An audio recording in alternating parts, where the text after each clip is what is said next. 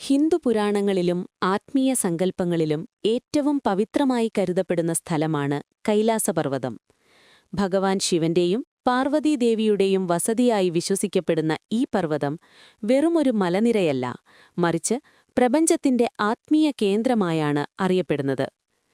ടിബറ്റിലെ Himalayan നിരകളിലാണ് കൈലാസം സ്ഥിതി ചെയ്യുന്നത്.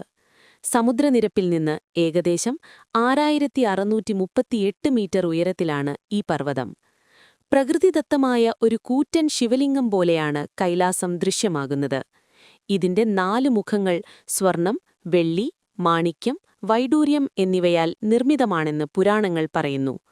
സിന്ധു, ബ്രഹ്മപുത്ര, സത്ലജ്, കർണാലി എന്നീ 4 ഏഷ്യൻ നദികളുടെ ഉറവിടം കൈലാസത്തിന് സമീപമാണ്. ലൗകിക സുഖങ്ങളെല്ലാം വെടിഞ്ഞ വൈരാഗിയായ ശിവൻ തന്റെ ഗണങ്ങൾക്കും കുടുംബത്തിനുമൊപ്പം ധ്യാനനിരതനായി കഴിയുന്നത് ഇവിടെയാണെന്ന് വിശ്വസിക്കപ്പെടുന്നു. സമ്പത്തിന്റെ ദേവനായ കുബേരന്റെ തലസ്ഥാനമായ അളകാപുരി കൈലാസത്തിനടുത്താണെന്നാണ് വിശ്വാസം.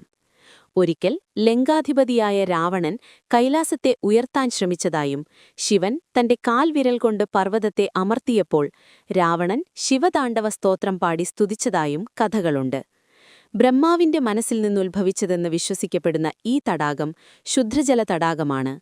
ഇത് പ്രകാശത്തെയും സത്വഗുണത്തെയും സൂചിപ്പിക്കുന്നു.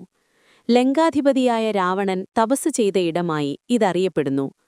ഉപ്പുരസമുള്ള ഈ തടാകം ഇരുട്ടിനെയും തമോഗുണത്തെയും പ്രതിനിധീകരിക്കുന്നു.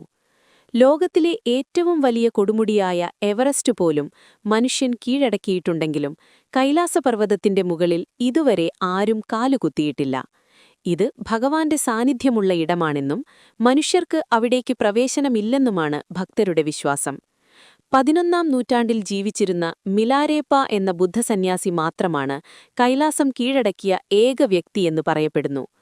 ഹിന്ദുക്കൾക്ക് പുറമെ ബുദ്ധ, ജൈന, ബോൺ മതസ്ഥർക്കും കൈലാസം അതിവിശുദ്ധമാണ്. എല്ലാ വർഷവും ആയിരക്കണക്കിന് ഭക്തർ കൈലാസത്തെ വലം വയ്ക്കാനായി എത്താറുണ്ട്.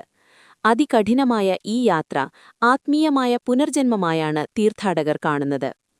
കൈലാസപർവ്വതം ഭൂജാസ്ത്രപരമായും ആത്മീയമായും ഒരുപോലെ അത്ഭുതങ്ങൾ നിറഞ്ഞ ഒന്നാണ്. ശാസ്ത്രലോകത്തിന് പോലും പൂർണ്ണമായി വിശദീകരിക്കാൻ കഴിയാത്ത പല പ്രത്യേകതകളും ഈ പർവ്വതത്തിനുണ്ട്.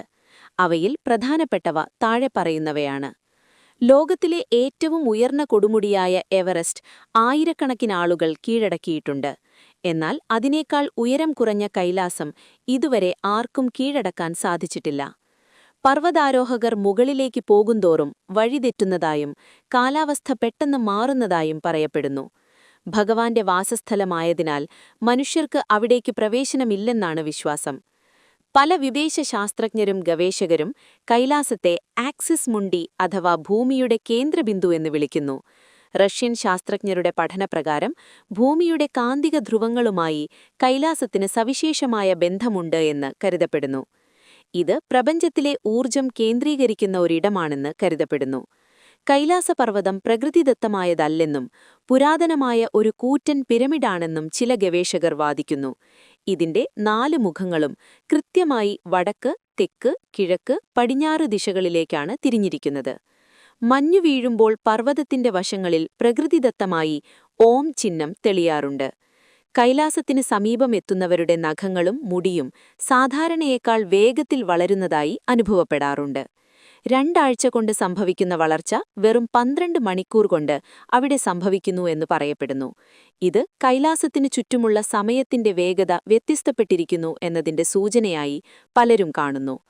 കൈലാസത്തിന് സമീപം നിൽക്കുമ്പോൾ അന്തരീക്ഷത്തിൽ നിന്ന് നേർത്ത രീതിയിലുള്ള ഓംകാരമോ അല്ലെങ്കിൽ ഡമരുവിന്റെ ശബ്ദമോ കേൾക്കുന്നതായി പല തീർത്ഥാടകരും സാക്ഷ്യപ്പെടുത്തിയിട്ടുണ്ട്. ഇത് കാറ്റും മലനിരകളും തമ്മിലുള്ള ഘർഷണം മൂലമുണ്ടാകുന്നതാണെന്ന് പറയപ്പെടുന്നുവെങ്കിലും ഭക്തർക്കിത് ശിവസാന്നിധ്യമാണ്.